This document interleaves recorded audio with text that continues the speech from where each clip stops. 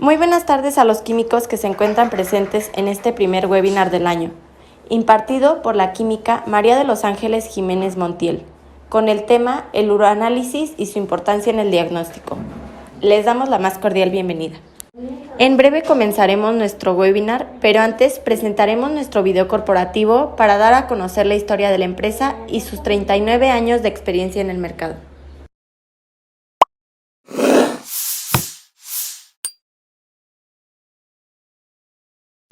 El 12 de octubre de 1982, el ingeniero Rafael González y la señora Silvia Cabrera ponen en marcha un proyecto muy importante, no enfocándose en el éxito, sino en la importancia de lograrlo.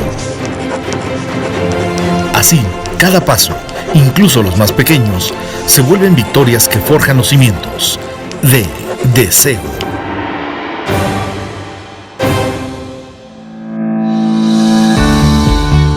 Empresa que desde hace más de 35 años se mantiene a la vanguardia en el suministro de equipo para diagnóstico clínico, humano y veterinario en nuestro país.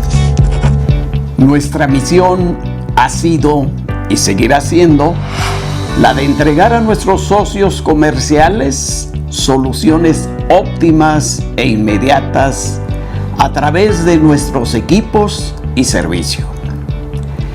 Esto nos ha permitido mantenernos como la mejor opción por 35 años. Desde nuestra fundación tuvimos la visión de ser considerados una empresa multinacional con altos niveles en calidad, servicio e innovación. Somos una empresa 100% mexicana con 35 años de experiencia. El trabajo continuo, nuestra calidad y la gran aceptación de nuestros clientes nos han llevado a posicionarnos como líderes y distribuidores exclusivos en equipos y reactivos en el sector de diagnóstico clínico, humano y veterinario en México y ahora Centroamérica. Gracias a nuestros altos estándares de calidad, representamos varias marcas internacionales como son Control Lab, Kit Lab, Optisum, iChroma, Skyla, QuickVet, entre muchas otras.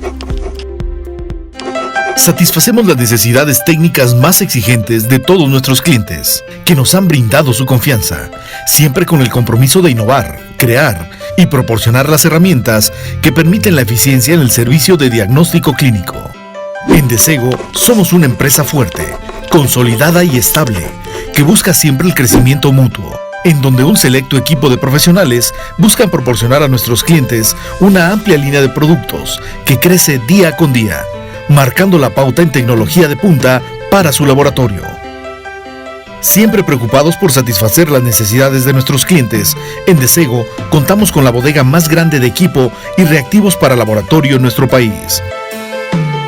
Además de un excelente servicio, con técnicos especializados y una amplia experiencia. No vendemos equipos de laboratorio. Proveemos las herramientas que marcan la diferencia en el trabajo de diagnóstico clínico. Para Desego, la tranquilidad y seguridad de nuestros clientes es primordial. Por ello, contamos con el mejor servicio postventa, ofreciendo una alta disponibilidad de piezas, refacciones y servicio con ingenieros especializados. Nuestras sucursales en Ciudad de México, Guadalajara, Mérida y Monterrey, además de nuestro corporativo en la ciudad de Morelia, nos permite una distribución que optimiza los tiempos de entrega y costos, además de brindar una atención personalizada, justo como la que usted necesita. Acercar la tecnología a todos los niveles sociales a través del sector salud en nuestro país es un compromiso que asumimos desde nuestra fundación. Contribuimos a crear un mejor México en materia del diagnóstico técnico para la salud. Somos Desego.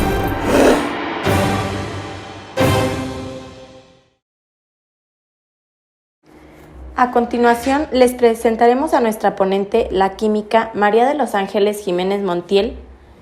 Cuenta con más de 30 años de experiencia en el área de químico biológico parasitólogo. Fue egresada de la Universidad Autónoma de Guerrero. De igual manera, realizó una especialidad en físico-química en misma universidad. Actualmente es responsable sanitario del Laboratorio de Análisis Clínicos XIMA desde 1992. además de ser profesora titular de más de 15 diplomados de uroanálisis, más de 25 talleres y 30 cursos. Finalmente, es importante recordarles la importancia de apoyarnos a contestar la encuesta que enviamos durante el webinar con sus datos completos y correctos. Esto ayuda a que la empresa mejore constantemente en las ponencias impartidas, además de poderles enviar su constancia en caso de que lo requieran. Sin más preámbulo, damos inicio a nuestro webinar agradeciendo nuevamente la presencia de la ponente, la química María de los Ángeles Jiménez Montiel. Hola, muy buenas tardes a todos. No sé si ya me escuchan. Hola química, sí la escuchamos perfecto, adelante. Bueno, buenas tardes. Agradezco la invitación a DESEGO por esta oportunidad de compartir un poco de lo que he aprendido a lo largo de mi vida y también en la experiencia. Entonces, yo creo que les voy a dar unos pequeños tips que tal vez les puedan servir. Son muy sencillos de aplicar, son un poquito, también hay que poner atención en lo que estamos nosotros observando, pero yo creo que le podemos dar mucha información a nuestro médico para un buen diagnóstico que a veces pudiéramos ni siquiera sospechar en él. Entonces, vamos hoy a hablar del uroanálisis y su importancia en el diagnóstico. Bueno, como me acaban de presentar, mi nombre es María de los Ángeles Jiménez Montiel, soy responsable del Laboratorio de Análisis Clínicos GIMA, que se encuentra en la ciudad de Chilpancingo, Guerrero. Aquí les dejo mis datos, el teléfono y mi correo. También al final viene la presentación, viene la información, y la presentación me parece que nuestra empresa DESEGO la va a compartir posteriormente, por si alguien tiene algo o le queden todavía ganas de escucharme, porque de repente pues doy mucha información y hablo muy rápido, pero espero que les sirva un poquito esta información. Aquí tenemos nuestras 4 sucursales en la ciudad de Chilpancingo. 3 están en el centro, otra tenemos por el centro de la Comercial Mexicana, algunos ya nos conocen aquí. Y también recibimos muestras, hemos recibido muestras de orina del extranjero. Y bueno, vamos a ver cómo le hacemos para poder recibir también. Bueno, vamos a iniciar con nuestra plática del día de hoy. El uroanálisis es el estudio más antiguo que se hizo con fines de diagnósticos. El médico Teófilo Protásforios, vean cómo es tan antiguo que todavía le tocó nombre de dinosaurio. Bueno, él nos enseñó, sospechó y todo, que la orina se derivaba de la sangre y él sugiere que mediante su color se puede diagnosticar el estado de salud del organismo y también de diferentes órganos aislados. Era una época en que no había nada de instrumentos. Lo único con lo que se contaba era la rueda de uroscopía, la cual tenía más de 20 matraces con diferentes colores y los unían a un resumen de posibles diagnósticos, posibles síntomas, y de ahí derivaban qué enfermedad podía ser. Como nosotros también tenemos diferentes atlas, ellos también tenían sus diferentes autores con su información, y era una información muy valiosa para ellos. Bueno, a través de los siglos, pues el general de orina no ha evolucionado mucho, como han evolucionado otras áreas.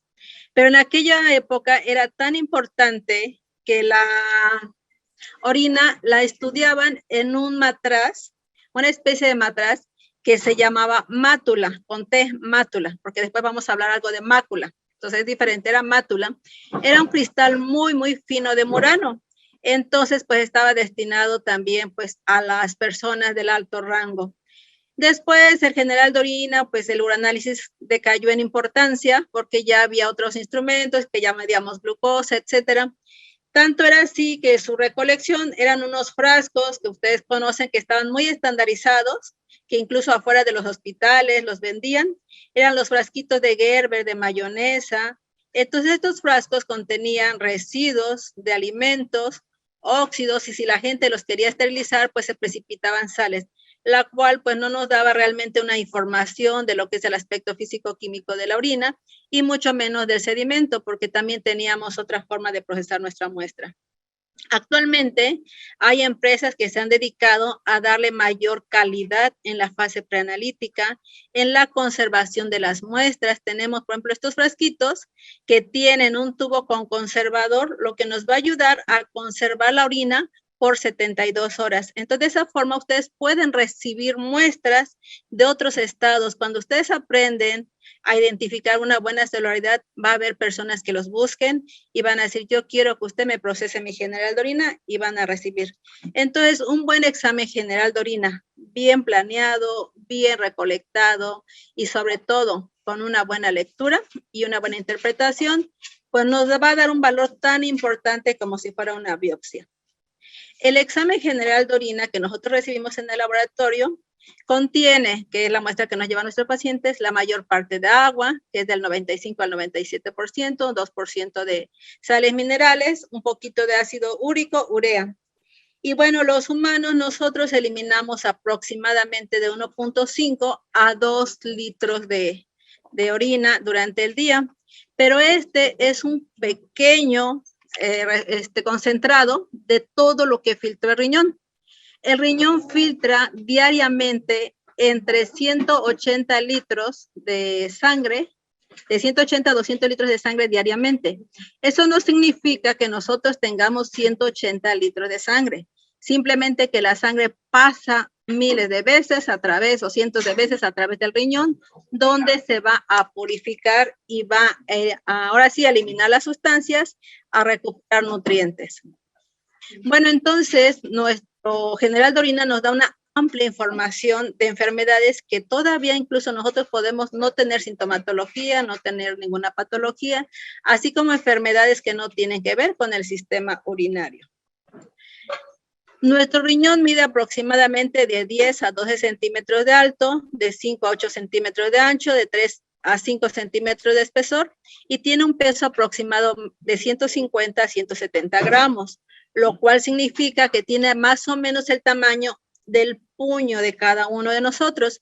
Entonces, imagínense estos pequeños órganos limpiando de 180 a 200 litros de sangre diario. Entonces nosotros, entre más alimentos consumamos que hagan daño al riñón, como el refresco, pues lo estamos forzando más. Ahorita vamos a ver cómo nos afecta el riñón.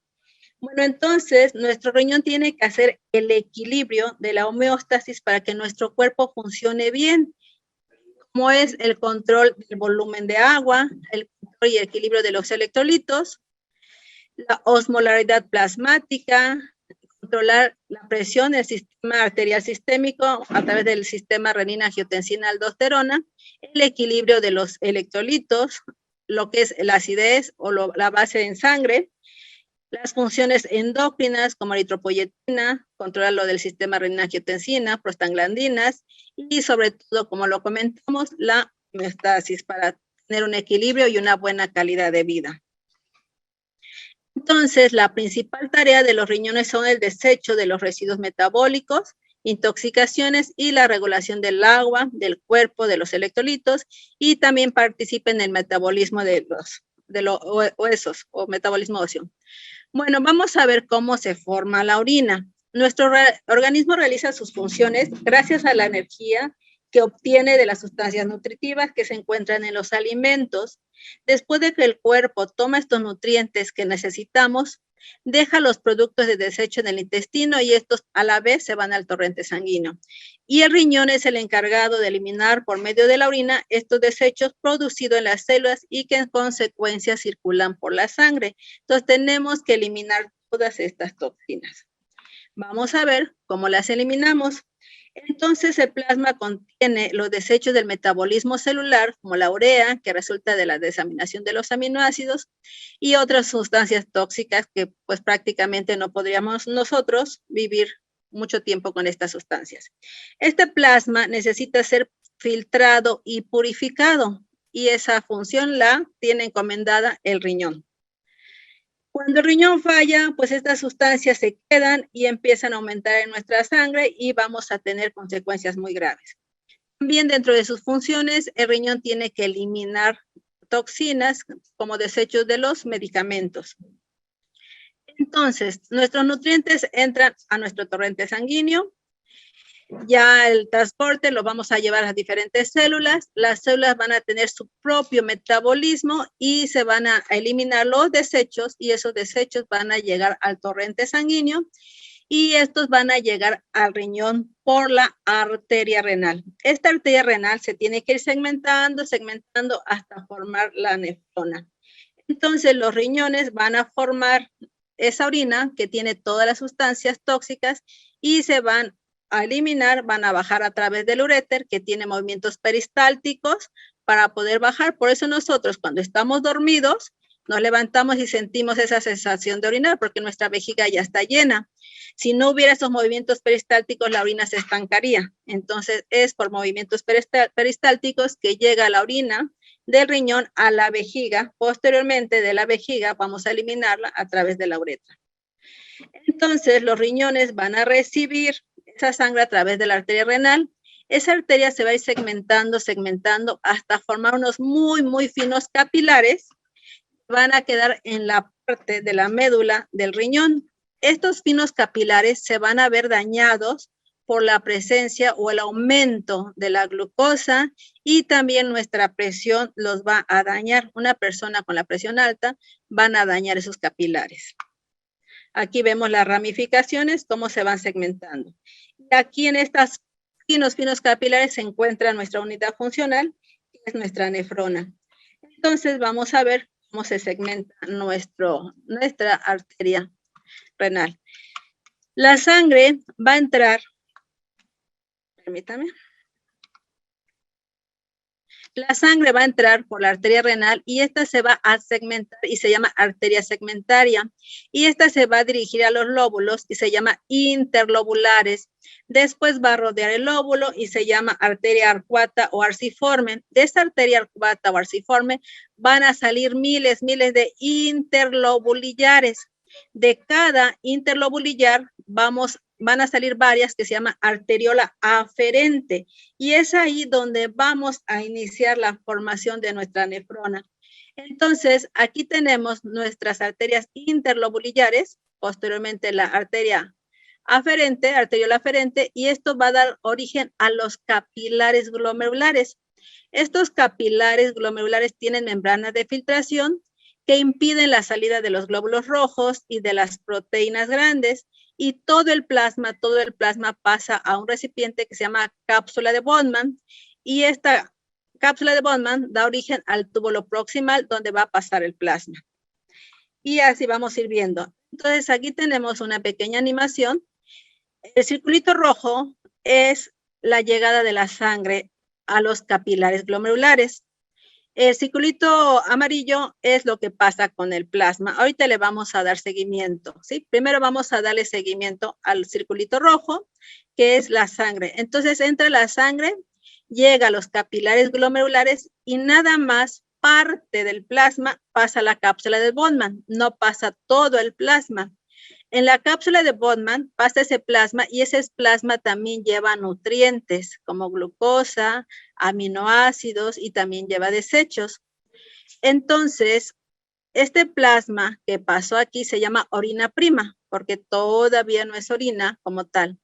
La sangre que entró por la arteriola aferente y que no pasó el plasma a la cápsula de Bowman se va a regresar por la arteriola eferente. Cuando regresa por la arteriola eferente, esa sangre todavía lleva toxinas y lleva también nutrientes, porque no ha pasado nada para que se puedan eliminar los desechos. Ok, entonces pasamos de la cápsula de Bowman, pasamos al túbulo proximal, que es el que está inmediatamente en la cápsula. El túbulo proximal lo que va a hacer a través de sus receptores es recuperar el 98-99% de nutrientes, los va a recuperar y los va a pasar a la red peritubular. Ahorita vemos qué es la red peritubular. Pasamos al ACE de Henle y después al túbulo distal. Aquí, ojo, el túbulo distal, su principal función es recibir todos los desechos. ¿De dónde los va a recibir los desechos? Bueno, quedamos que la arteriola eferente sale la sangre con nutrientes y con desechos, ¿ok? Entonces, esta arteriola eferente se va a ramificar y va a envolver los diferentes túbulos. Entonces, el túbulo proximal le va a pasar los nutrientes a la red peritubular. Esta red se va a enriquecer de nutrientes conforme va recuperando más de lo que le va pasando al túbulo proximal. Y el túbulo distal, lo que va a hacer que estos desechos que no fueron eliminados y que salieron de la arteriola eferente, cuando lleguen al túbulo distal, los va a soltar y el túbulo distal los va a recibir. Ahí es cuando la densidad de la orina aumenta, porque la densidad de la orina aumenta entre más desechos tenga. A ver, permítame porque ya no.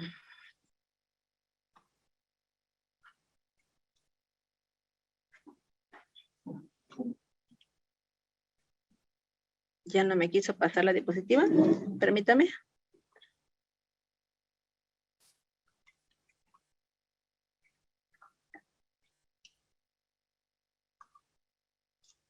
Ok. Continuamos. El túbulo distal en realidad no está a gran distancia de nuestros capilares glomerulares. El túbulo distal está entre la arteriola aferente y la arteriola eferente. Y esto se llama aparato yuxtaglomerular. Todo aquí tenemos este aparato y aquí tenemos una imagen. ¿Para qué están juntos? Para intercambiar información. Aquí tenemos entonces nuestro túbulo distal, tiene unas células especializadas que se llaman mácula densa. Acuérdense, cuando empezamos la plática, dijimos que el matraz se llamaba mátula. Conté, este es mácula densa, y tienen una alta sensibilidad. Aquí está circulando la orina, aquí está pasando la orina, y esta mácula densa va a censar el sodio, va a censar la densidad, va a censar lo que lleva, y nos va a decir qué tenemos que retener. Y nuestra arteriola aferente, aquí va entrando la sangre, y aquí ellos están censando el oxígeno, y están censando la presión, y están dando información también, y le pasan información a estas células que se llaman células extramesangiales. Las células extramesangiales son así como las vecinas chismosas que están al pendiente de todo y pasan la información.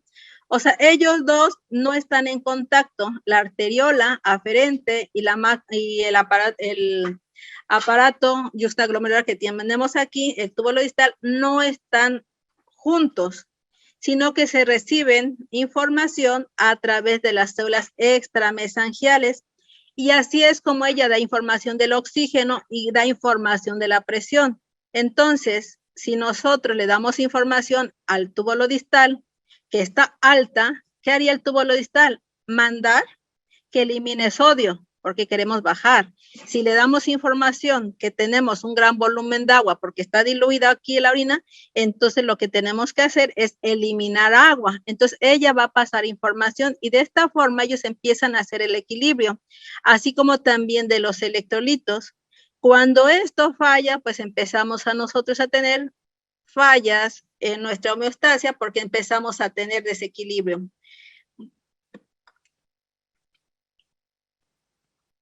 Y esta es nuestra red peritubular. Como les comentaba, en el túbulo proximal recibe nutrientes y en el túbulo distal elimina desechos. Entonces, nosotros tenemos aquí, si agarramos un pedacito de los capilares glomerulares, vamos a tener esto. ¿Qué tenemos? Primeramente tenemos algo que se llama lámina fenestrada. La lámina fenestrada permite el paso de todos los solutos, pero menos de los glóbulos rojos. Los glóbulos rojos están muy grandes comparados con los poros que tiene esta lámina fenestrada. Posteriormente tenemos algo que se llama membrana basal del glomérulo. Este tiene carga negativa. Está compuesto por heparansulfato, proteoglucanos y colágeno 4. Entonces, esta membrana basal del glomérulo, como tiene carga negativa y la albúmina tiene carga negativa, se repelen, no le permite el paso. Entonces, de esa forma, no permitimos la salida de las proteínas. Y si se pasan pequeñas proteínas o se pasa poca cantidad, el túbulo proximal es el que va a recuperar esas proteínas. Posteriormente tenemos estos pequeños bultos que se llaman podocitos y las prolongaciones se llaman pedicelos. Y de esa forma impedimos la salida de los glóbulos rojos, de las proteínas grandes y las proteínas medianas. todo lo demás pasa, pero acuérdense que vamos nosotros a recuperarlo en el túbulo proximal. Entonces, esta cápsula de Bowman está recibiendo todos los nutrientes y también todos los desechos. Y la sangre que entró por la arteriola aferente, que pasó por los diferentes capilares, se va a regresar por la arteriola eferente, pero la arteriola eferente lleva nutrientes y lleva desechos. Esta arteriola eferente se va a ramificar y va a dar origen a la red peritubular. Esto se llama red peritubular, la cual está muy pegada con el túbulo proximal. Entonces, los nutrientes que empiecen a pasar a la cápsula de Bowman y pasen al túbulo proximal se van a recuperar. Aquí tenemos millones de células y estas células renales son las que tienen receptores y empiezan a recuperar los nutrientes. Las lipoproteínas, los aminoácidos, las glucosas, proteínas medianas, etcétera, y los van a pasar a la red peritubular. Entonces, de esa forma, la red peritubular empieza a enriquecerse de nutrientes. Pero a los desechos los van a ignorar. La urea, la creatinina, los excesos de ácido úrico, todo eso lo van a ignorar. Eso no le interesa recuperarlo. Ese va a seguir su camino, va a seguir al asa de Henle y posteriormente al túbulo distal. Bueno, entonces miren, aquí tenemos una célula del túbulo renal, la cual a través de unas proteínas que se llaman megalina y cubilina van a recuperar las proteínas que hayan pasado y también algo muy importante que van a recuperar es la transcobalamina para evitar la pérdida de vitamina B12. Si recuerdan, la vitamina B12 es muy importante para el sistema nervioso, nos ayuda a que nuestro sistema nervioso tenga mielina y pueda haber sinapsis y tengamos sensibilidad. ¿Qué pasa si nosotros perdemos vitamina B12? Entonces nuestro sistema nervioso no tendría mielina, por lo tanto no va a haber sensibilidad. ¿Qué pasa cuando una persona ya tiene mucho tiempo con diabetes? Pierde la sensibilidad. Entonces, pero pues ya se cortó, pasó y no sintió nada, se le infectó la herida. ¿Por qué? Porque esas personas están perdiendo también parte de la vitamina B12. La vitamina B12 es muy importante para nuestro sistema nervioso. Aquí tenemos entonces nuestras células del túbulo proximal que recuperan nutrientes y los van a pasar a la red peritubular. Aquí tenemos nuestro túbulo distal, que es esta parte, que va a recibir todos los desechos de los capilares, como es la urea, los excesos de electrolitos y así como desechos de los metabolitos de los medicamentos. Pero aquí tenemos entre los capilares algo muy importante que se llama glomérulo. Esta parte son las células mesangiales que le dan soporte a esos capilares. ¿Para qué le dan soporte? Acuérdense que la sangre llega con mucha presión, entonces se estarían moviendo, se estarían rompiendo, entonces tienen que darle el soporte a estos capilares para que no se vayan a dañar. Y bueno, entonces aquí tenemos nuestra arteriola aferente que da origen a nuestros capilares glomerulares. Aquí tenemos entre ellos nuestras células mesangiales, nuestra cápsula de Bowman. Aquí la orina prima, que pasó como filtrado, va a pasar al túbulo proximal. El túbulo proximal recupera nutrientes y se los va a pasar a la red peritubular. La red empieza a recuperar nutrientes y en esta parte del túbulo distal, la red peritubular se deshace de todos los desechos que no pasaron a la cápsula de Bowman. Y la red peritubular ahora se tiene que regresar a circulación, ya con todos sus nutrientes.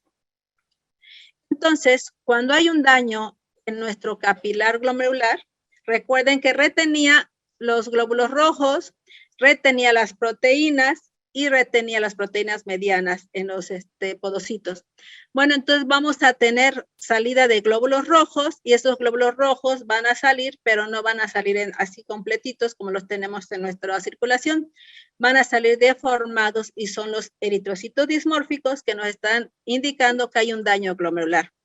Esas proteínas que pasaron todavía a nuestro túbulo proximal va a ser un intento de recuperarlos, pero si hay una gran cantidad de proteínas, pues también se le va a dificultar recuperarlas.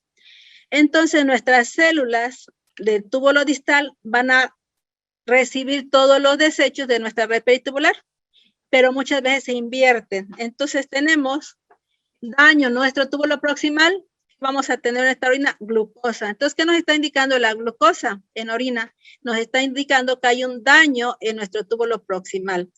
Y si tenemos densidades bajas en nuestra orina, nos está indicando que no está recibiendo desecho nuestro túbulo distal.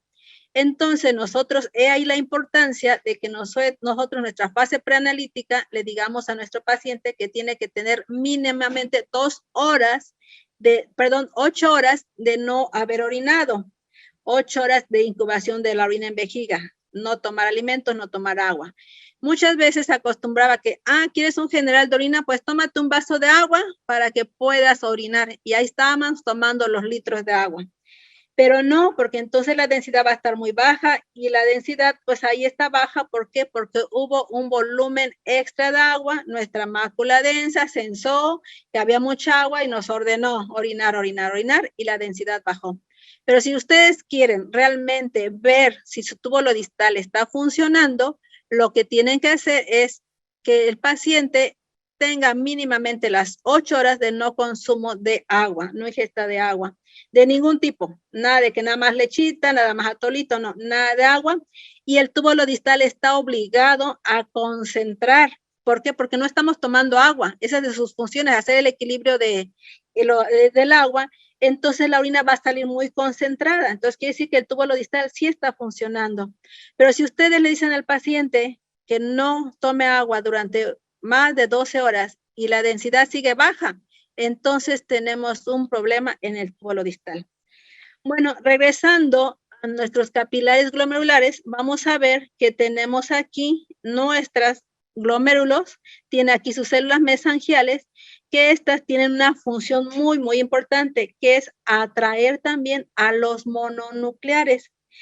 Estos mononucleares van a llegar aquí, ¿por qué? Porque acuérdense que en la cápsula de Bowman llega todo lo que anda circulando. ¿Y qué anda circulando? Antígenos, anticuerpos, complejos de antígenos de anticuerpos. Y entonces esto va a hacer que lleguen mononucleares para que fagociten todos esos desechos también. Pero ¿saben qué también pasa? Que la glucosa hace que estas células mesangiales vayan a crecer, se vayan a extender más y estos capilares se van a reducir y nuestra presión va a aumentar. Ahorita vamos a ver cómo aumentamos la presión y cómo va. Ok, entonces miren, tenemos aquí nuestra médula ósea produciendo los diferentes glóbulos blancos y aquí los monocitos van a llegar al riñón. ¿A dónde? ¿A qué parte del riñón? A los glomérulos. ¿En qué parte de los glomérulos? A las células mesangiales. ¿Para qué van a llegar los mononucleares ahí? Pues van a llegar aquí porque tienen que fagocitar. Entonces también estas células mesangiales tienen movimientos que van a tratar de fagocitar. Esos movimientos también están dados por los microfilamentos de actina, miosina y alfa-actinina. Entonces, estos tienen actividad fagocítica que también ayuda a eliminar todas esas macromoléculas que no deberían estar ahí. Entonces, estas células mesangiales tienen esa actividad fagocítica, pinocítica, para poder eliminar todos esos desechos. Ustedes pueden decir, pero ¿para qué queremos eliminar esos desechos si ya de por sí se van a ir? Porque todos los desechos que llegan a la cápsula de Bowman pues van a ir a para la orina. Pero este exceso que pudiéramos tener aquí de antígenos anticuerpos se pueden precipitar y pueden dañar nuestros capilares, nuestras membranas. Entonces ahí es donde vienen las enfermedades autoinmunes que van a dar riñón, porque va a haber un exceso de complejos antígeno-anticuerpo. Bueno, okay, entonces ahora vamos a ver también rápidamente cómo se daña los glomérulos con los pacientes con diabetes. Pero qué rica es el azúcar, ¿verdad? Todo mundo le ponemos nuestras cucharadas de azúcar y sobre todo el refresco. Entonces, vamos a ver cómo estas células mesangiales del glomérulo van a extenderse con los años que tengamos con diabetes. Al ir creciendo, esto va a originar una hipertensión. Todo paciente diabético con mucho tiempo y depende de los cuidados que tenga, va a desencadenar una hipertensión. Una hipertensión no puede desencadenar una diabetes como tal, pero una diabetes sí puede desencadenar una hipertensión. Ustedes pregúntenle a sus pacientes, ¿Cuánto tiempo tiene con su diabetes? No, pues tengo como 25 años. ¿Y cuánto tiempo tiene con su hipertensión? No, pues hace como 10 años. O sea, primero es la diabetes y después viene la hipertensión. Vamos a ver cómo se daña. Entonces, el refresco, que es la bebida con mayor calorías, bebidas hipercalóricas, van a generar que nosotros en el plasma pues tengamos la glucosa elevada. Entonces, esta glucosa nos va a dar ciertos cambios, va a alterar el sistema renina-angiotensina-aldosterona, va a alterar algunos factores de crecimiento que ahorita los vamos a ver, y por lo tanto va a haber una extensión de la arteriola aferente. Al haber una vasodilatación de la arteriola aferente, va a llegar más sangre a nuestros capilares. Al llegar más sangre, va a haber más presión. Entonces, aquí nuestros capilares van a recibir una mayor cantidad de sangre y por lo tanto va a haber una hiperfiltración, o sea, va a haber más llegada. Esa hiperfiltración va a dañar las células de nuestro túbulo proximal. Aquí las microvillosidades que tenían sus receptores de proteínas y de nutrientes van a empezarse a dañar y vamos nosotros a dejar de recuperar nuestros nutrientes. Entonces, ok, vamos a ver cómo pasa sus factores hemodinámicos, ¿sí? Tenemos alteraciones funcionales. Vamos a tener una hiperfiltración, ¿sí? Tenemos la arteriola aferente, de mayor diámetro entra mayor cantidad de sangre. Por lo tanto, tenemos una hipertensión capilar. Los capilares reciben mayor volumen de sangre.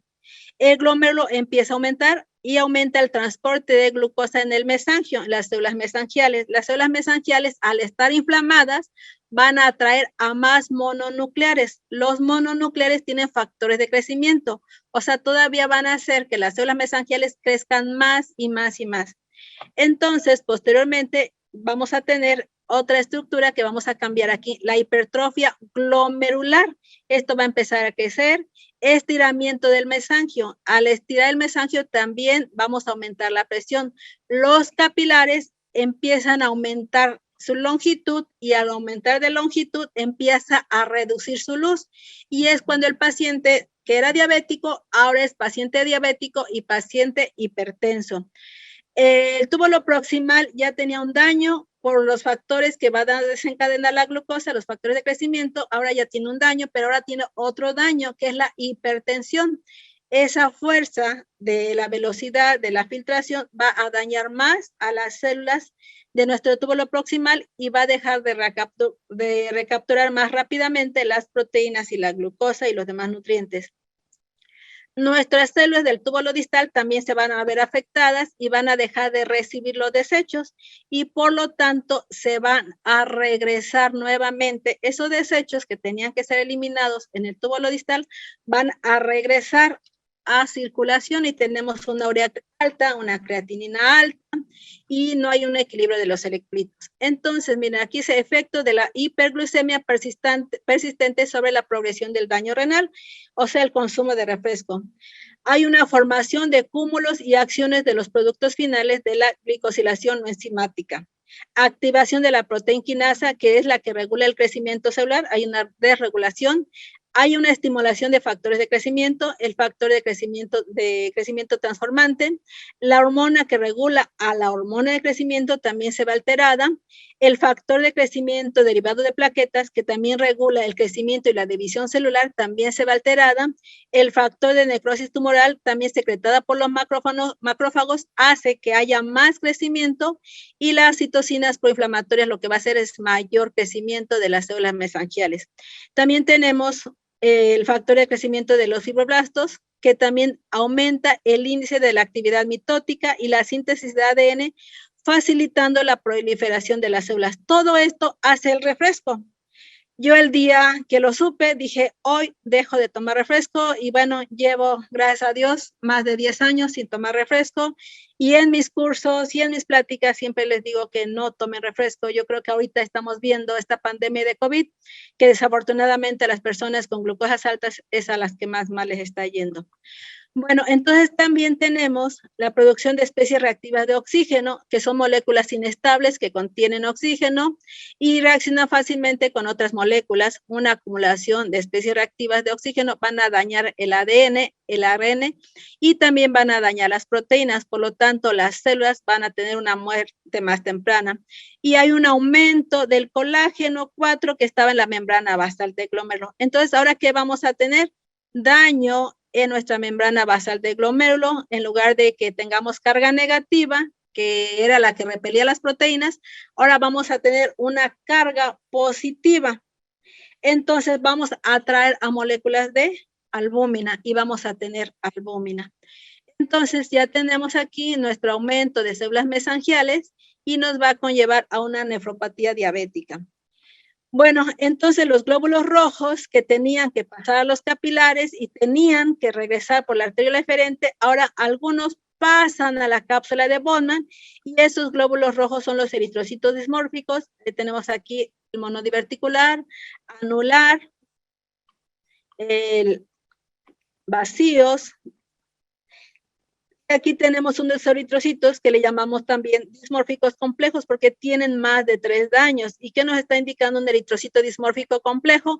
Que tenemos un mayor daño en los capilares glomerulares.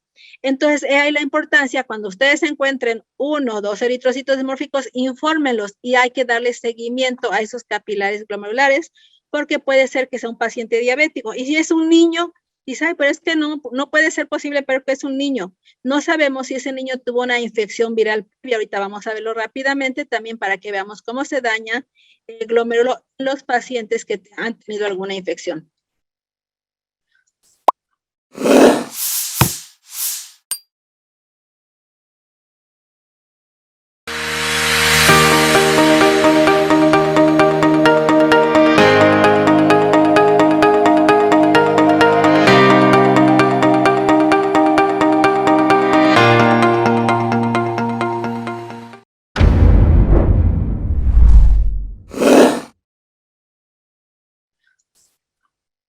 Entonces, aquí la presencia de eritrocitos dismórficos nos va a decir que tenemos un daño glomerular. Entonces, ese glomérulo pues puede tener un daño proliferativo, esclerótico o membranoso. Me voy un poquito más rápido, si no me va a comer el tiempo, ¿eh?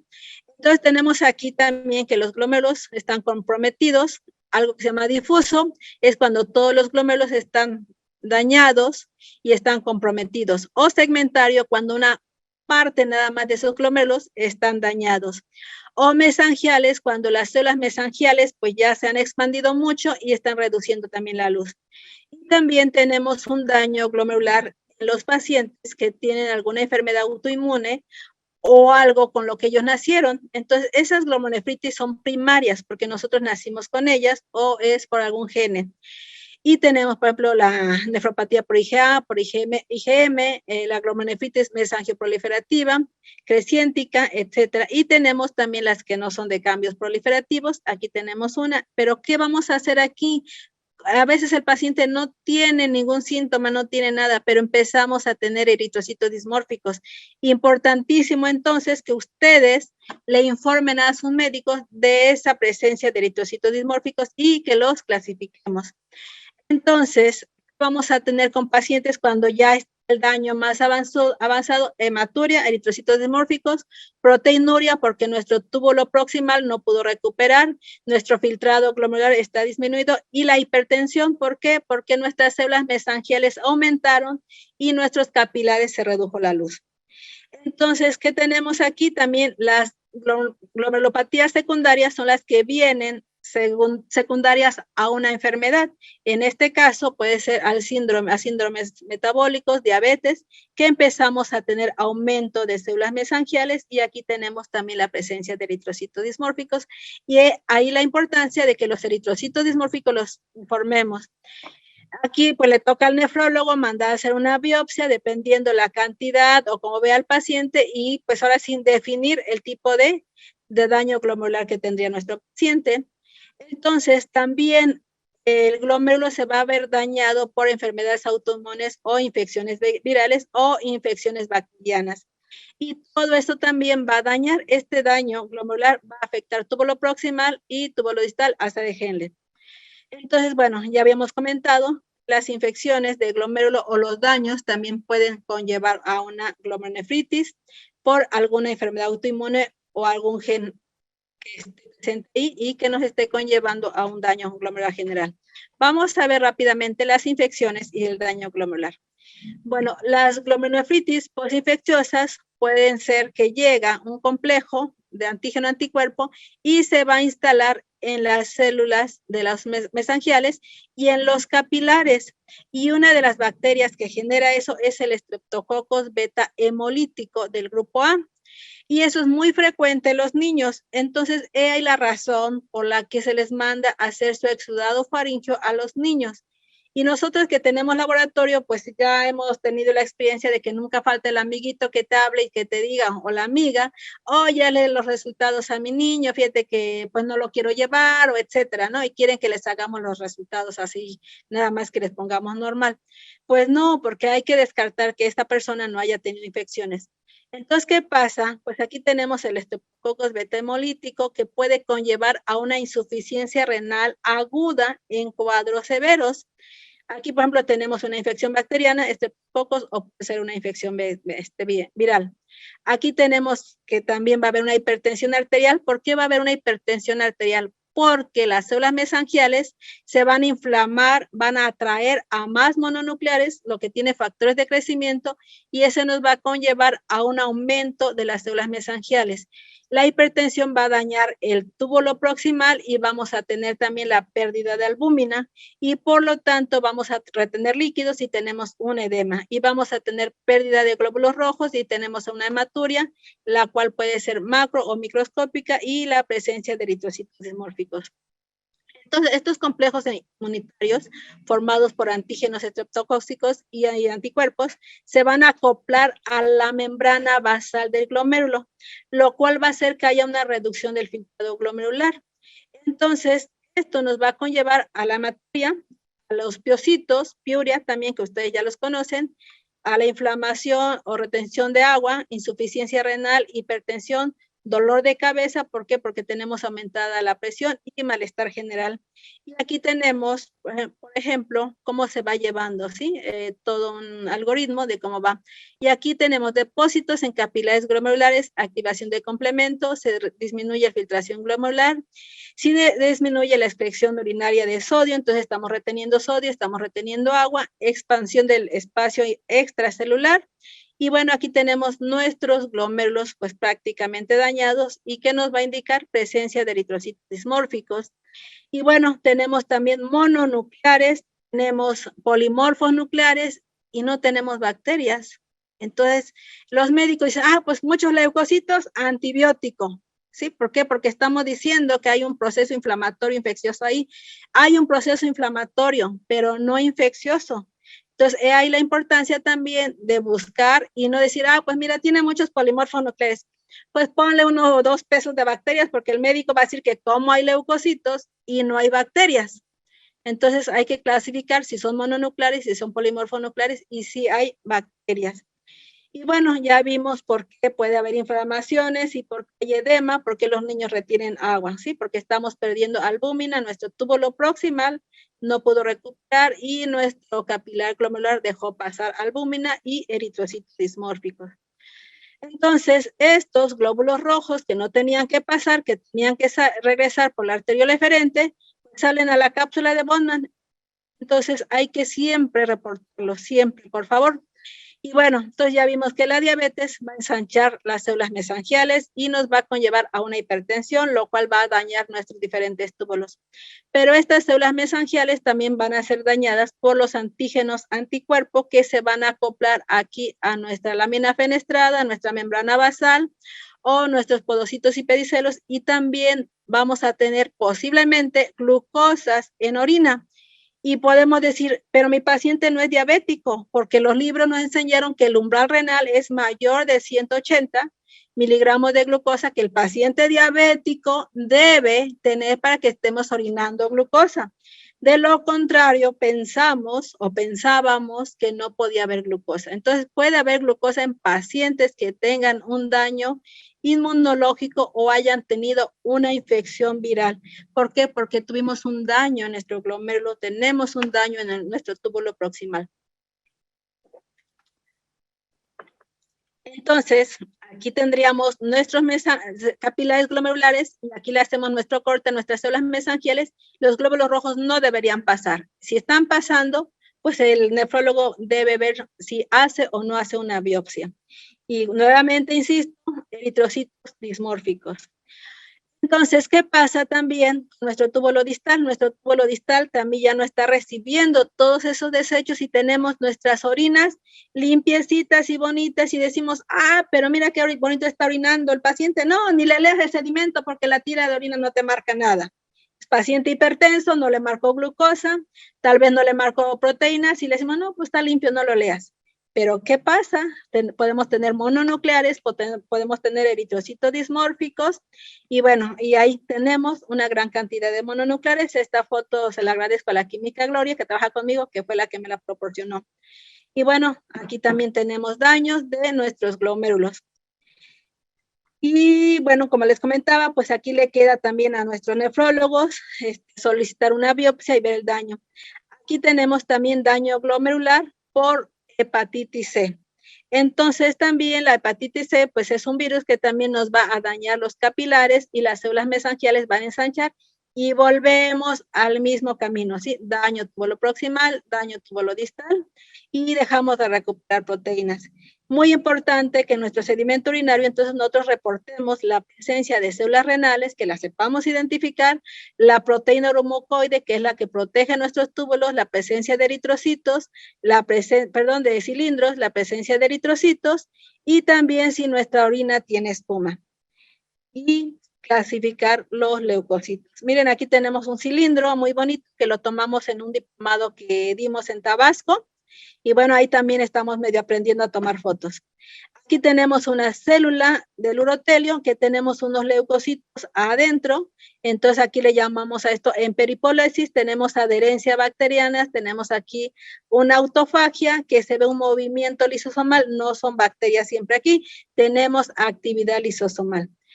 Bueno, aquí nuevamente les hago hincapié de que siempre reporten sus capilares, sus polimorfonucleares, sus mononucleares y la presencia. Vamos a ver rápidamente unos casos clínicos que se han presentado en los diferentes diplomados que hemos dado y agradezco a las personas que lo compartieron y que me permitieron hacer presente aquí en esta plática ante ustedes. Bueno, este es un caso de la química Yolanda Mendoza de Tabasco, en donde ella, con el curso que tuvimos, ella reportó eritrocitos dismórficos. La nefróloga se comunicó con ella y le dijo pues que le agradecía mucho que la información que le había dado en el proceso de la orina encontraron o le reportaron 100% de eritrocitos dismórficos, por lo tanto ella consideró hacer una biopsia. Entonces, la biopsia arrojó que esa niña, porque era una niña, tenía microangiopatía trombótica. Entonces, bueno, la química Yoli amablemente, porque es una persona muy amable, los que la conocemos, ya les comentó que le alentaba mucho, pues que su información haya ayudado a dar ese diagnóstico. Y aquí la nefróloga le dice, gracias, solo quería comentarle y agradecerle que fue muy valioso su apoyo para definir el protocolo. Son casos clínicos con muchas diapositivas, yo nada más agarré como 3, 4 de cada caso para que nada más ustedes tengan idea de la importancia que es. Tenemos otro caso aquí, que es un caso bien de una pacientita, que es alumno del diplomado de Guadalajara, y tenemos aquí esta información.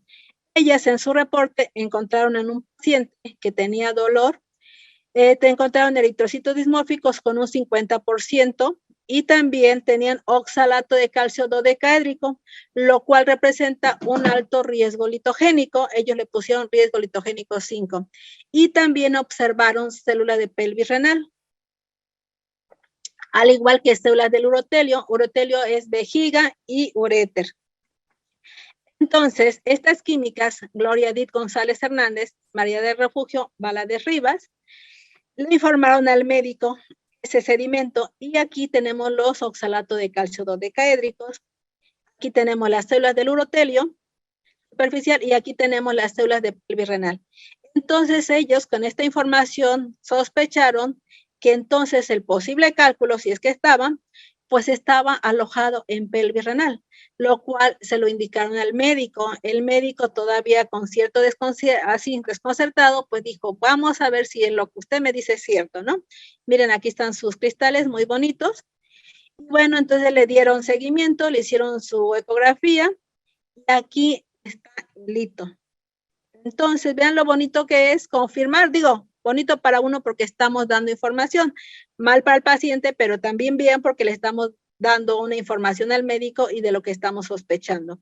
Entonces, aquí encontramos el hito, ya estaba comprometiendo la pelvis renal y estaba comprometiendo también los glomérulos, por eso teníamos eritrocitos dismórficos. Y bueno, entonces aquí ellos dicen, bueno, como conclusión, gracias al hallazgo de las células de pelvis renal se contó con una idea de dónde podía estar localizado este lito, el cual ya estaba comprometiéndose en el proceso de formación de orina y estaba empezando a deformar el área en donde se encontraba. Entonces, pues recuerden que el riñón es muy pequeñito y estaba deformándose todo. Y aquí tenemos el cálculo de ellos. Entonces fue un caso también que me gustó mucho porque le dieron seguimiento. Y bueno, aquí ellas mismas comentan pues la importancia de tener una comunicación bonita con los médicos para que ellos pues también a veces nos escuchen y digan, bueno, ok, vamos a darle seguimiento a lo que usted me está comentando. Aquí tenemos otro caso muy importante, lo presentó el químico Gerson López Arellano, su laboratorio se llama HK Diagnostic, y él recibió un paciente después de que él tuvo el diplomado o en el Inter, que ya habíamos visto algunas cosas, y tuvo un paciente que tenía un sangrado continuo, así que de repente sangraba, dejaba de sangrar, pero era un sangrado abundante cuando él presentaba ese sangradito. Entonces, a ese paciente le hicieron biopsia y todo normal, le hicieron tomografía, todo normal, le hacían generales de orina cuando no orinaba, pues lógico que no encontraban otra cosa, entonces ya los médicos como que estaban un poquito así desquiciados de que no encontraban y el paciente muy preocupado. Un día que él empezó con su sangrado, acudió con el médico, con el químico Gerson López de Ocotlán, que también tuve la oportunidad de que me invitó a darle una plática a sus médicos. Entonces, él ahí encontró, ahorita vamos a ver lo que encontró, bueno, aquí tenemos unos frascos, así más o menos es, sobre todo cuando son hombres, ahí eliminamos contaminación menstrual. Entonces, aquí tenemos gran cantidad de glóbulos rojos, y bueno, procedemos a buscar en el microscopio y vean lo que encontró el químico. Eso ya lo habíamos platicado en el diplomado, lo que podíamos encontrar. Si alcanzan a ver aparte de los glóbulos rojos, aquí están. Encontró glóbulos rojos o células falciformes que están presentes en los pacientes con hemoglobinopatías S. Al iniciar la plática aquí, creo que aquí les mencionaron lo de las hemoglobinas. Bueno, pues esto que nos llevó a sospechar que este paciente padecía de hemoglobina S, porque yo ya aquí en Chilpancingo hemos tenido casos así y los hemos resuelto con hacerle la inducción de drepanocitos. Desafortunadamente, ahí en Ocotlán nadie hacía drepanocitos, no encontró en muchos lados y tuvo que mandar a hacer la hemoglobina S. Y aquí está presente. Entonces, cuando los médicos anduvieron buscando con biopsias, con tomografías, pues no encontraron y el químico les dio el por qué sangraba, porque esos glóbulos rojos hacen finas agujas cuando hay ausencia de oxígeno. Entonces, estas personas que tienen hemoglobinopatía S, no es recomendable hacer buceo, ir a lugares muy altos donde no haya oxígeno, hacer esfuerzos muy grandes donde haya desoxigenación, porque esos glóbulos puede perforar la lámina fenestrada. Posteriormente eso sella y vuelve como si nada, deja de sangrar.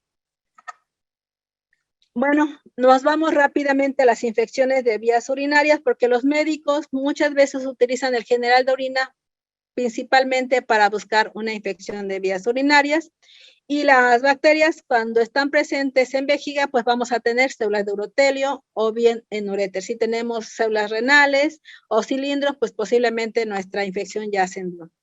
Aquí vamos a checar.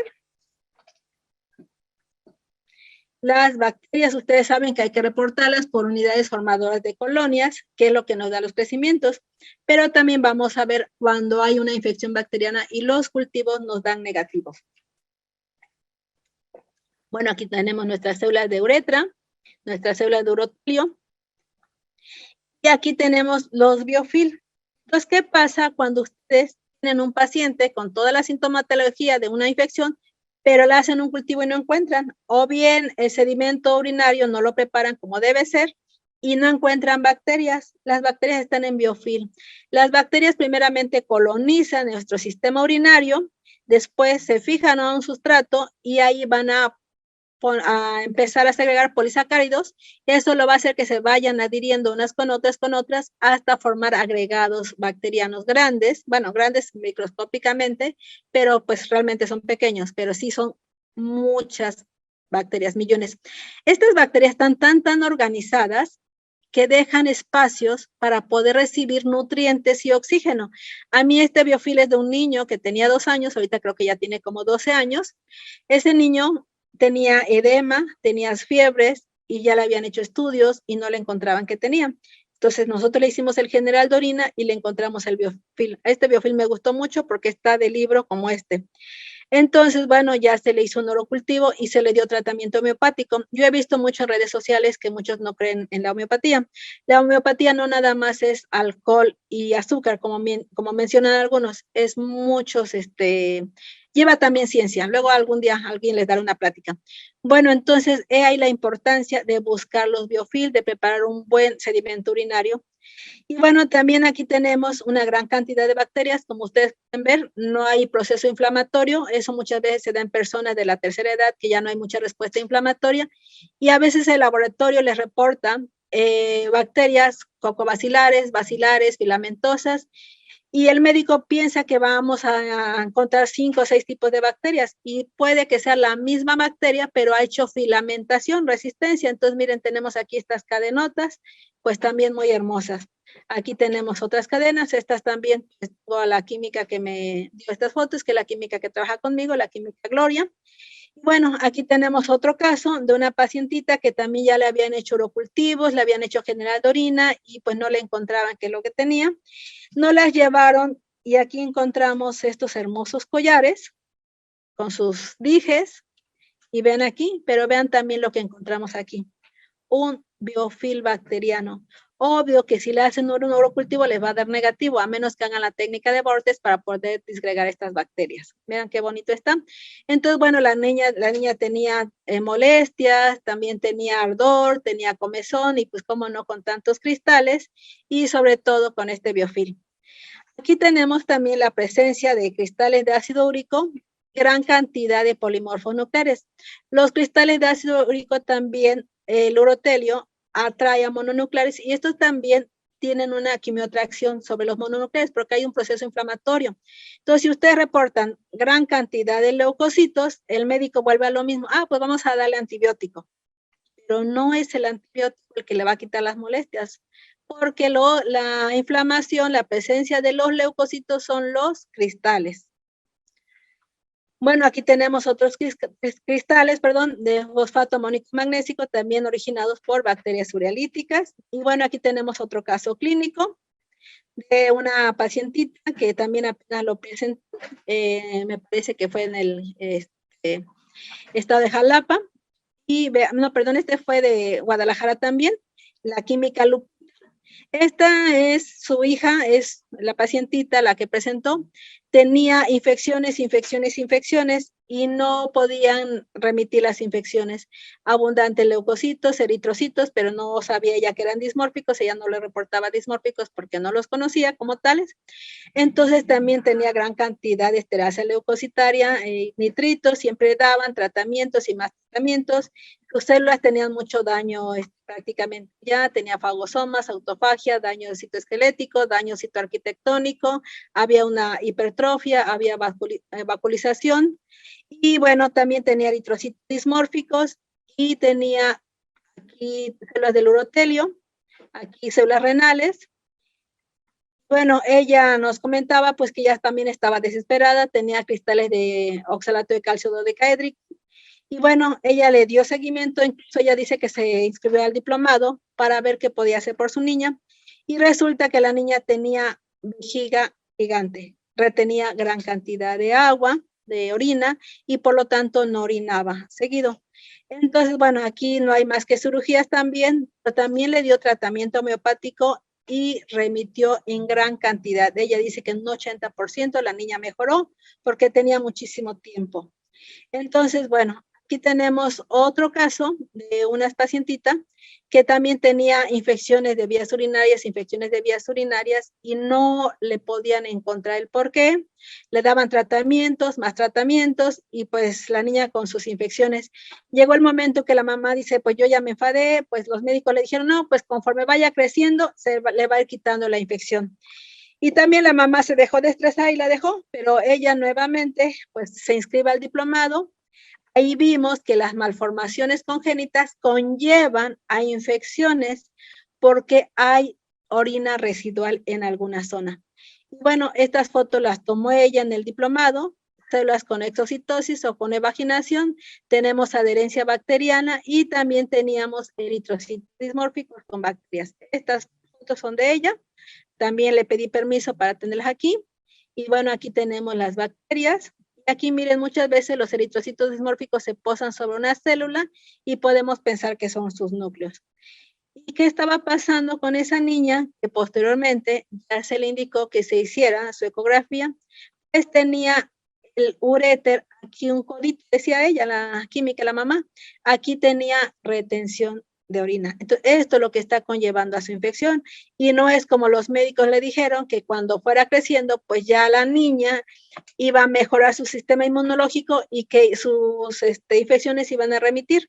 Pues mientras no se corrija esto, no van a remitir. Entonces, pues hay que seguirle dando tratamiento y yo creo que aquí pues no va a quedar otra más que una cirugía. Y bueno, aquí también ella nos dice, se consultaron aproximadamente 5 pediatras, nadie le dijo de dónde era el origen de sus infecciones y algunos recetaron los siguientes antibióticos durante varios años. Entonces el antibiótico pues también estaba dañando su riñón. La niña tenía eritrocitos dismórficos, lo cual nos indicaba que ya había un daño glomerular y el diagnóstico al final de cuentas fue malformación congénita del uréter. Y bueno, otro que nos daña también los glomérulos, la endocarditis bacteriana, igual nuevamente tenemos que van a llegar al glomérulo, el glomérulo va a hacer inflamación, atraer mononucleares y es el mismo proceso con el que empezamos. Otra causa que también daña o tenemos son las tubulopatías.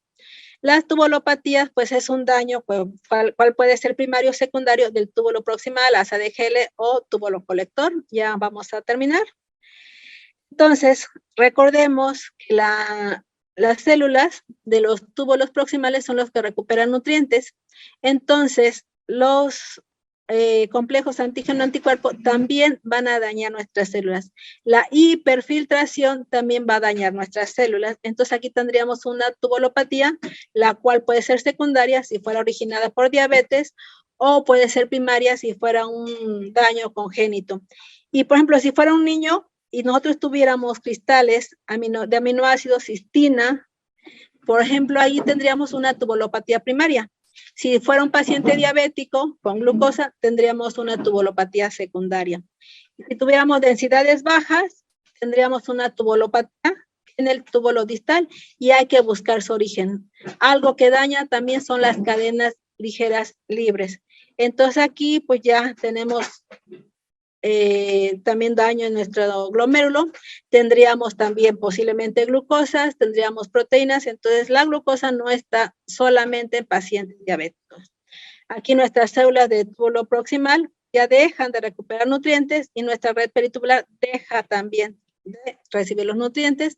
Nuestras células del túbulo proximal dejan de recuperar la glucosa, las proteínas y nosotros entonces perdemos glucosa, perdemos proteínas. Esas son las tubulopatías. Aquí se llama espacio intersticial. Aquí recuerden que nuestro túbulo distal tenía que recibir la urea, tenía que recibir la creatinina, también hay un daño y entonces tenemos densidades bajas y la urea y la creatinina baja en orina, tenemos tubulopatía en el túbulo distal. ¿Y cómo se ven nuestras orinas? Bonitas, claritas, densidades bajas. Bueno, y aquí tendríamos un algoritmo también que hay que darle seguimiento al pH, si es menor de 5.5, buscar si hay glucosuria y cómo está en sangre, si el pH es mayor, por ejemplo, de 5.5. Y aquí tendríamos unos algoritmos que estos los pueden encontrar muy fácil en algunos libros de nefrología o en internet, y para que se vayan orientando de dónde puede ser, o ustedes coméntenle a su médico, miren, yo veo es un niño, tiene su densidad muy baja, estamos teniendo esto, pues hay que buscarle por aquí. Bueno, también tenemos, por ejemplo, el síndrome de Fanconi, que tenemos glucosas en orina y no precisamente diabético. También aquí tenemos otra información. Igual, encuentran mucha información, porque yo creo que si explicamos tubulopatías, pues no terminaríamos la plática. Bueno, este es un corte de un túbulo. Esta es la red peritubular, este es el espacio intersticial, entonces túbulo proximal recupera nutrientes y los pasa a la red peritubular. Túbulo distal recibe los desechos de la red peritubular. Estos son los eritrocitos dismórficos que nosotros pudiéramos encontrar. Y también aquí tendríamos mononucleares en nuestro sedimento urinario. ¿Por qué? Porque recuerden que nuestras células mesangiales son quimioatrayentes de mononucleares. Entonces, por favor, clasifiquen sus leucocitos, sus eritrocitos, sus células. Aquí tenemos células del urotelio y células de epiteliales. Y tenemos aquí otras cristales que están dañando y comprometiendo nuestras células de vejiga. Aquí tenemos otros eritrocitos. Y miren, aquí tenemos un eritrocito dismórfico posado en una célula, y nosotros, pues si no tenemos un poquito de experiencia, pues lo confundimos con un núcleo, como les comentaba hace ratito. Y bueno, ahora tenemos muchas herramientas, tenemos buenos microscopios, entonces vean cómo trabajaban nuestros antecesores, cómo debemos trabajar nosotros. Bueno, tenemos equipos tan maravillosos, tan completos, que nos dan mucha información. Aquí les dejo una información, por ejemplo, de la importancia que tienen los electrolitos urinarios, y nuestra empresa que hizo el favor de invitarnos, tenemos aquí de Sego. Y aquí nos da un poquito de información para qué nos sirven los electrolitos. Y bueno, hay que informar para no llegar a un fracaso renal. Yo creo de nuestras experiencias y de nuestro informe, pues también depende mucho que el médico ponga un punto a ese pacientito y no generar un fracaso renal o un daño. Este es mi correo, este es mi nombre. Espero les haya servido un poquito esta plática. Son pequeños tips para que ustedes pues veamos la importancia del uroanálisis en un diagnóstico. Aquí les dejo esta imagen. Dice, llega un estudiante nuevo a practicar. ¿A dónde lo mando? Pues al área más fácil, ¿no? Porque general de orina capacitamos al muchacho en un día. ¿Y qué dice el muchacho? Yo las veo iguales todas. Bueno, con esta imagen me despido. Espero les haya servido un poquito, porque pues una hora yo creo que de repente se nos va muy rápido, como hilo de media, dicen. Y agradezco a la empresa de Sego que me haya invitado a dar esta pequeña plática, y espero dejarles a lo mejor no experiencia, ni tampoco les haya yo dejado conocimientos, pero sí les quiero dejar la inquietud de que el uroanálisis hay mucho que informar, y sobre todo, pues a los médicos les podemos dar un gran valor para un diagnóstico más certero. Sería todo de mi parte, y agradezco mucho a ustedes su presencia y a la empresa de Sego. Hola, Química, buenas noches. Pues primero que nada, muchas gracias por su grata participación el día de hoy. La verdad es que todos los participantes están muy contentos con su grande ponencia. Antes de pasar a la sesión de preguntas y respuestas, es importante mencionarles la importancia de apoyarnos a contestar la encuesta con sus datos completos y correctos para poderles enviar la constancia. Voy a presentar mi pantalla, Química, para poderles presentar lo que es el código QR.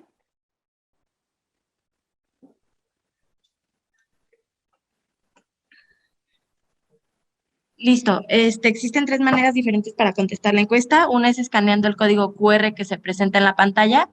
2 es ingresar al link que estuvimos enviando mediante el webinar. Y 3, al final del webinar les aparecerá un recuadro en el cual les pregunta si desean contestar la encuesta. Deben dar continuar para que los envíe directamente al link.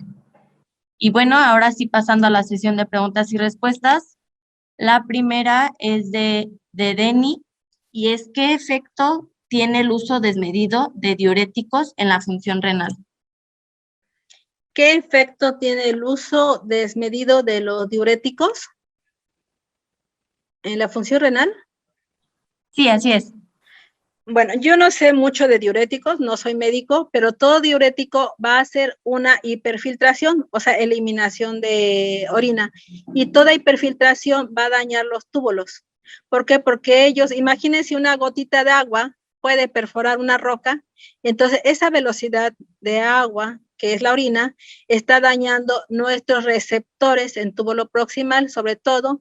Entonces, esos receptores van a dejar, si esta es constante, ¿no? Diuréticos, van a dañar nuestros receptores y también vamos a generar posiblemente una tubulopatía. Es lo que yo me imagino, ¿eh? Luego, yo no soy experta en diuréticos, pero toda hiperfiltración va a dañar los túbulos, toda hiperfiltración. Eso es, o sea, como parte de, no sé si más o menos le contesté lo que él quería saber, pero los túbulos se van a dañar. Sí, muchas gracias, Química. La siguiente pregunta es de Omar y es, mencionaba que puede haber daño glomerular en infecciones virales. ¿Qué tanto daño renal tendrá un paciente con COVID? Bueno, yo creo que ahí nosotros hemos visto que se viene una tormenta, así le llaman, de citocinas, y todo lo que circula en sangre, todo lo que circula en sangre va a parar a la cápsula de Bowman, todo lo que está ahí. Entonces, las células mesangiales, al censar que hay un proceso inflamatorio, van a desencadenar ese proceso de quimiotracción de mononucleares. Los mononucleares van a aumentar las células mesangiales.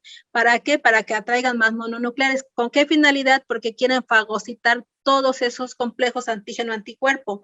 Y por lo tanto, pues sí, se va a venir un daño renal muy grande. Lo que recuerden que el riñón va a equilibrar los electrolitos, el pH, o sea, yo creo que también eso es lo que desencadena, aparte de todo lo que se da en el pulmón, ese desequilibrio general que se da en los pacientes. Entonces, sí, es un daño muy, muy grande glomerular. Desafortunadamente, al inicio, pues muchos pacientes fallecieron y no sabían que esos procesos inflamatorios, pues prácticamente estaban desencadenando pulmón, riñón, hígado, donde se eliminan las toxinas. Pero recuerden, cápsula de Bowman recibe todos los desechos y entre ellos los complejos antígeno-anticuerpo. Entonces, cuando van a censar que hay complejos, se atraen a los mononucleares y eso le genera proteasas de crecimiento y expande más el riñón. Entonces, aumenta la presión, va a haber una hipertensión y por lo tanto un daño generalizado. Entonces, yo creo que sí, el COVID pues es un virus que sí nos puede dañar muy gravemente el riñón. Perfecto, Química, muchas gracias. La siguiente, bueno, no es pregunta, pero es si les puede recomendar alguna bibliografía que les indique la forma correcta de realizar el reporte de examen general de orina. Mire, yo no he encontrado y no puedo decirles cuál es el informe correcto como tal. Va a depender mucho de la experiencia. Uno les puede compartir un informe, decir, mire, este es el correcto, pero ¿qué tal si el paciente, perdón, el químico, no sabe distinguir las células, no sabe distinguir los eritrocitos, no sabe distinguir la proteína hormocoide? Entonces, hay que ir conociendo los elementos, formes, y yo les digo, vamos enriqueciendo nuestro reporte. Cuando empiezan, pongan una nota, ¿sí? Se observan eritrocitos dismórficos, y ya ustedes le ponen, si es eritrocito dismórfico, lo pueden clasificar, se observan a lo mejor daño celular, se observa daño citoesquelético, lo que ustedes vayan observándolo, póngalo en una nota. El médico posiblemente haga dos cosas, que nos ignore o que les llame, y lo mejor que puede pasar es cuando el médico les llama y le dice, oye, ¿qué me quisiste decir con esto? Ah, mire, es que el paciente tiene esto, hay un daño, y yo me imagino que puede estar por aquí. Por ejemplo, los cristales originan mucho daño en una célula. Que ustedes le manden un reporte a su médico y le digan células con autofagia, células con daño citoesquelético, células con daño citoarquitectónico, células con fagosoma, a lo mejor el médico no les entiende mucho. Yo lo que he hecho también aquí con los médicos que tenemos, pues hacemos pláticas, yo les hablo, ellos me llaman, y pues tratamos de hacer un compromiso con el paciente. Entonces, un reporte en un libro como tal no lo van a encontrar.